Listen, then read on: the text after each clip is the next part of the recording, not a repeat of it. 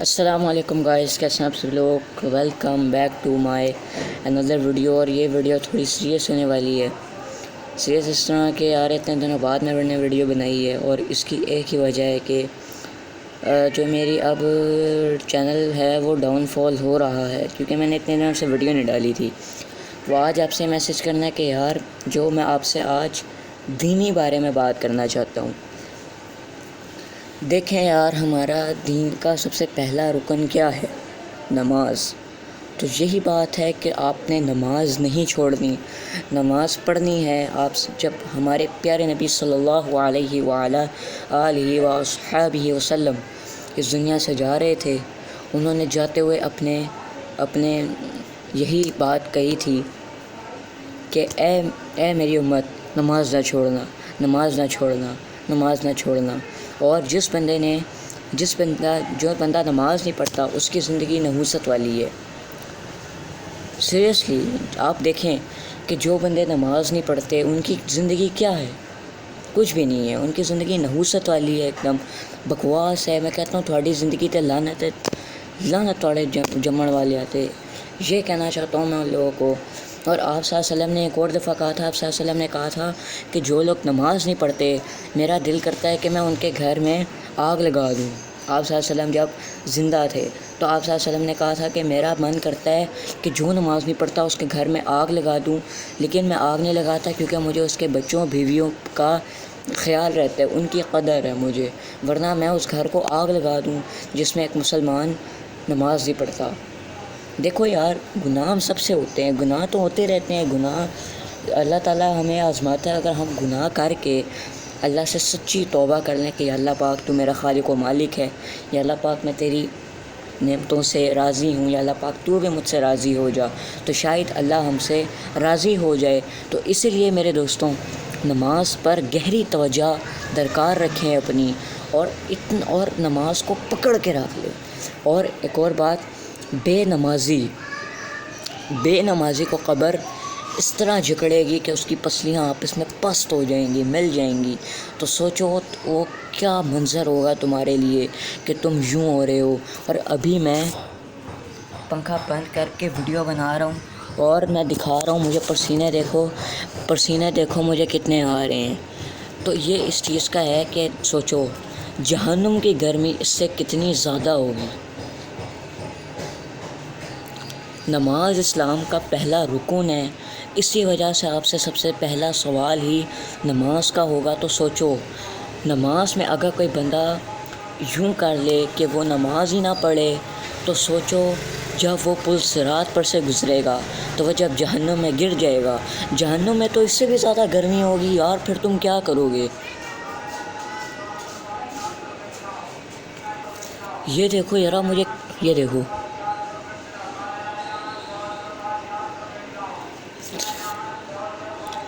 میرا پورا منہ پسینے سے بھرا ہوا ہے۔ تو سوچو وہ دن، یوم حشر، یوم الدین، جس دن تمہارے اعمال نامہ سب کے سامنے ایکسپوز ہوگا، تمہارا موبائل ایکسپوز ہوگا، تمہارے اعمال ایکسپوز ہوں گے، تمہارے اعمال کو اللہ سبحانہ و تعالی غفور الرحیم اتنی بڑی اسکرین پر چلائے گا، وہ اتنی بڑی اسکرین پر چلائے گا تمہارے اعمال جو تم کرتے ہو، ہر ایک چیز، ایک ذرہ دانے کے برابر بھی جو تمہارا اعمال ہوگا، اللہ اسے قیامت والے دن دکھائے گا اس بڑی اسکرین میں۔ تو سوچو کہ تم اس دن کس طرح چھپو گے؟ تم چھپے نہیں رہو گے، تمہارے کوئی بھی اعمال چھپے نہیں رہیں گے۔ تو سدھر جائیں، بہت جلد اللہ کی طرف متوجہ ہو جائیں، اس سے پہلے کہ بہت دیر ہو جائے، قیامت قریب آ رہی ہے۔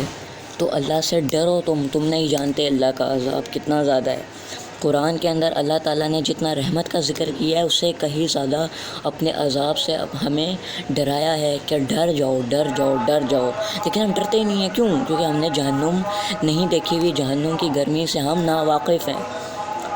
اگر تم لوگ جہنم کا اپنا ٹیسٹ لینا چاہتے ہو تو میں ایک بات بتا دوں، دن کے 12:30 بجے جب تم لوگ اٹھو، سیدھا ننگے پیر چھت پر چلے جانا، ننگے پیر چھت پر چلے جانا، اور جب تم چھت پہ قدم رکھو گے میں گارنٹی دے سکتا ہوں تم میں سے کوئی بھی 1 منٹ بھی چھت کے اوپر کھڑا نہیں رہ پائے گا، اس کے پیر جل جائیں گے، نیچے سے جل جائیں گے اگر کوئی 1 منٹ بھی کھڑا ہو گیا۔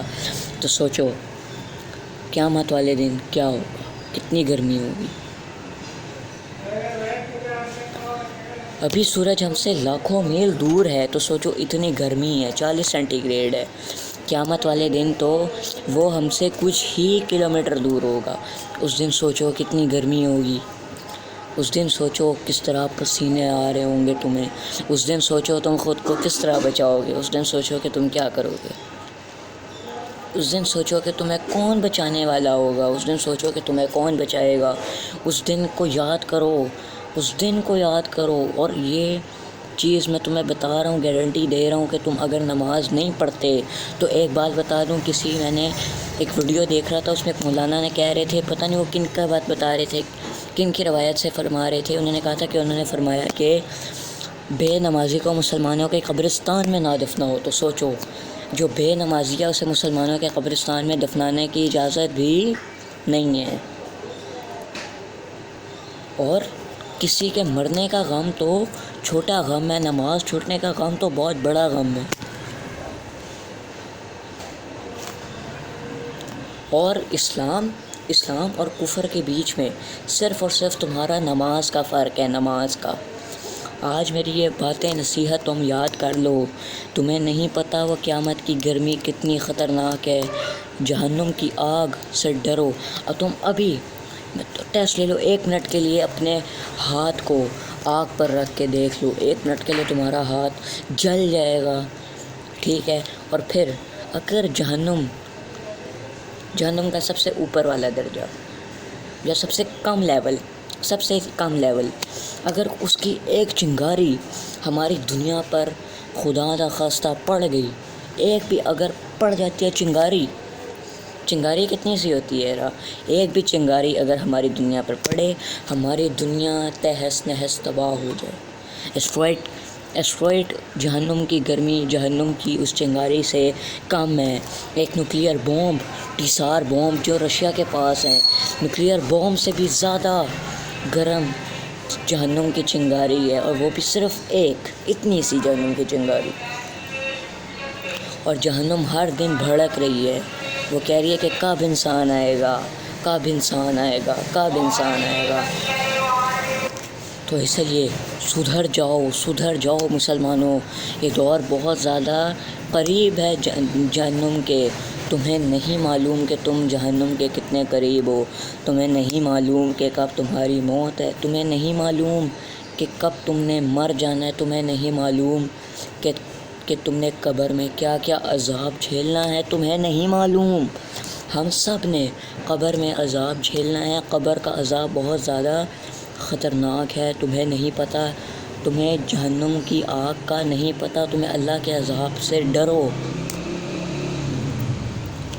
جس شخص کا جو اعمال نامہ اس کے شمال الٹے ہاتھ میں شاید دیا جائے گا تو وہ کہے گا کہ کاش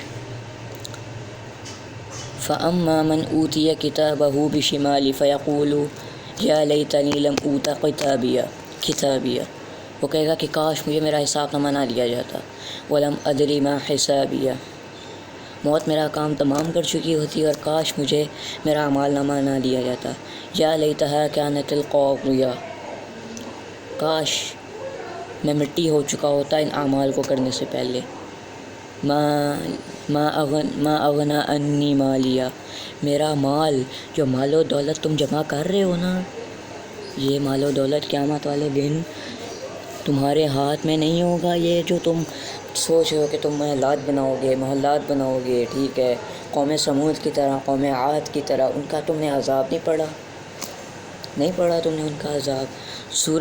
سورہ قوم سمود، قوم عاد کا عذاب تم لوگوں کو نہیں پتہ۔ کذبت ثمود وعاد بالقاریہ، قاریہ کا مطلب ہے کھڑکھڑانے والی، انہوں نے کھڑکھڑانے والی کو جھٹلایا، کذبت جھٹلایا، عاد اور سمود، اور کذبت جھٹلایا کذبت ثمود، جھٹلایا سمود، وعادم اور عاد نے القاریہ کھڑکھڑانے والی کو، انہوں نے جھٹلایا، نے کہا یہ ہے ہی نہیں، اور پھر ان کے اوپر جو عذاب آئے تم لوگوں کو کیا نہیں پتہ؟ قرآن تو کھول لیا کرو۔ اور جو بندہ سورہ ملک، ایک اور بات بتاؤں، جو بندہ سورہ ملک ہر رات ہر صبح شام پڑھتا ہے، اس کی پتہ کیا فضیلت ہے؟ سورہ ملک رات کو پڑھو، اور پھر اگر تمہاری موت ہو جائے تمہیں بنا حساب کتاب کے یاد نہیں، تمہارے بنا تمہیں قبر میں عذاب نہیں ہوگا، اور جب تم سو رہے ہوتے ہیں نا، اپنی آنکھیں بند کرو، پڑھو لا الہ الا اللہ محمد رسول اللہ، لا الہ الا اللہ محمد رسول اللہ، اور جب تمہاری آنکھ لگے گی تم، اور کچھ نہیں پتہ، ہم نے اٹھنا ہی نہیں ہے، پتہ ہے جب بندہ سوتا ہے نا، اللہ تعالیٰ اس کی روح نکال لیتا ہے، جب بندہ سو رہا ہوتا ہے اللہ تعالیٰ اس کی روح نکال لیتا ہے، اور پھر اللہ ڈیسائیڈ کرتا ہے کہ اس کے اندر اس کی روح واپس ڈالوں یا نہیں ڈالوں۔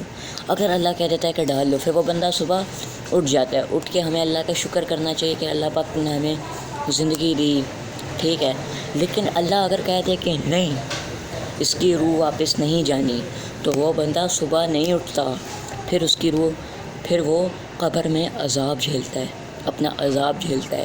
تو تم سوچ لو، ابھی میں ویڈیو بنا رہا ہوں، مجھے نہیں پتہ کہ میں اس کو اپلوڈ کروں گا، اس سے پہلے ہی میں اللہ مجھے اپنے پاس نہ بلا لے، مجھے نہیں پتہ کہ ابھی میں ویڈیو شوٹ کر رہا ہوں، کچھ نہیں پتہ مجھے، ابھی اللہ تعالیٰ میری روح قبض کر لے گا۔